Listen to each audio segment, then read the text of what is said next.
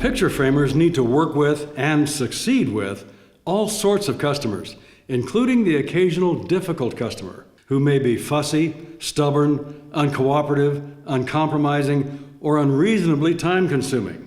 Yes, customers can be difficult at times, but we still need to work with them, and that's our topic for this session.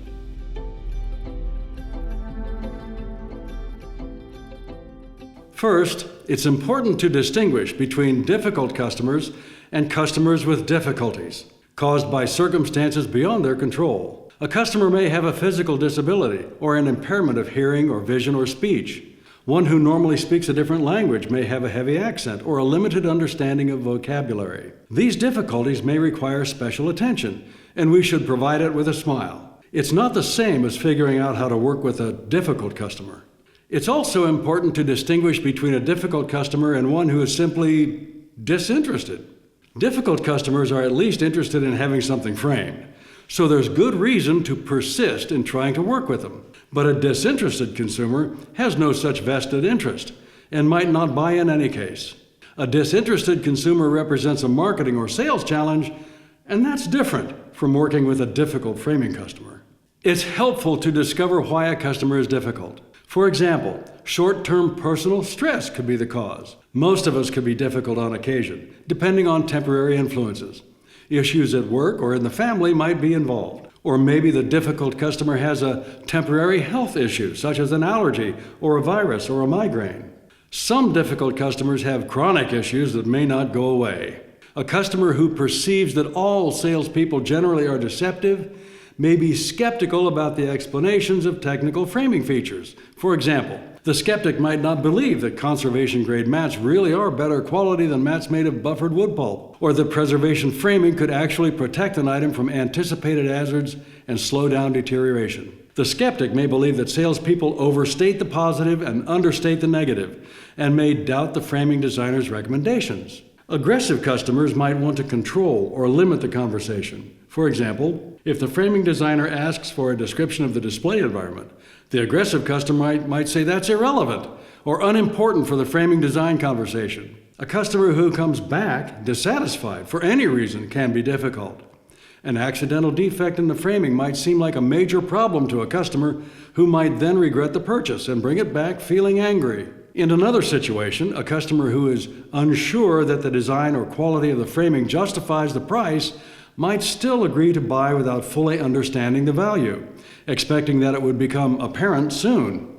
But if the value does not become apparent, then buyer's remorse could set in, prompting the customer to come back with demands for a price adjustment or a refund. This customer may tend to be adversarial or defensive and could expect a confrontation or could create one.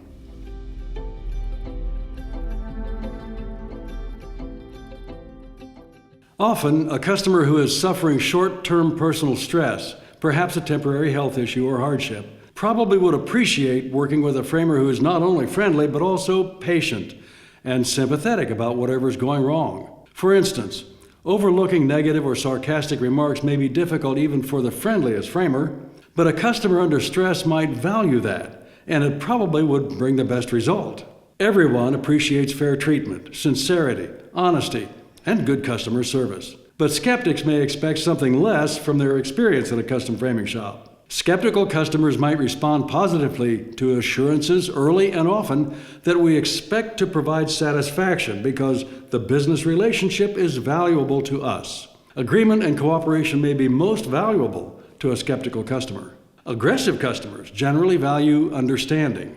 So the aggressive customer who, for example, thinks the display environment is irrelevant needs to know why that discussion is important in the framing design. A dissatisfied customer, such as the one who brings back defective framing, is looking for acknowledgement that there is a problem and assurance that whatever is wrong will be corrected as quickly as possible.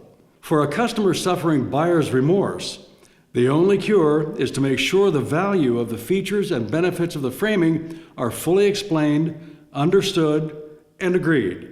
Regardless of whether the customer misunderstood the explanations during the design conversation or the framing designer thought the explanations were unnecessary to earn the sale, it may be necessary to review all features of the project It might also be necessary to redo the framing with a new design.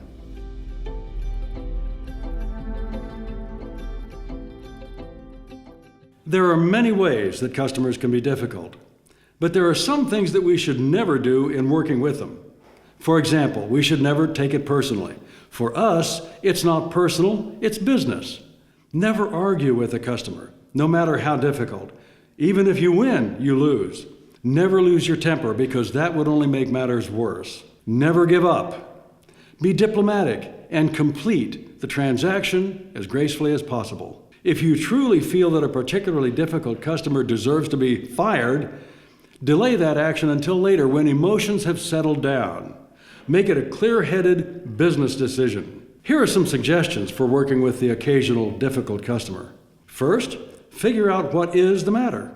Is the problem related to this transaction, or to the company, or is it something else? Is it a specific issue or some general dissatisfaction? Is it a short-term problem or a long-term problem? Do your best to pinpoint the difficulty. If the customer seems preoccupied or shows emotional stress, be sympathetic. Without blowing off the distracting issue, try to focus attention on the matter at hand and away from the distracting issue. If there's disagreement, try to find common ground. Consider what the customer wants versus what you want.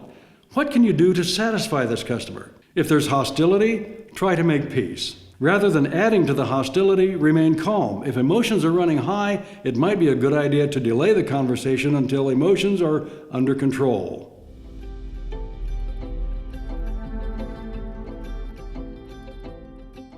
As we deal with difficult customers, we need to keep reality in mind. Framers can be difficult too.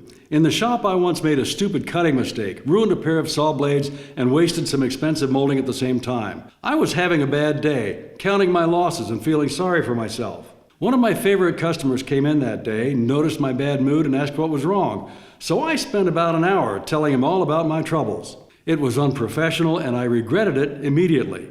Fortunately, when I apologized later, he understood and forgave me. That was a learning experience for me. Now, when I see a customer in a bad mood, I try to understand and forgive.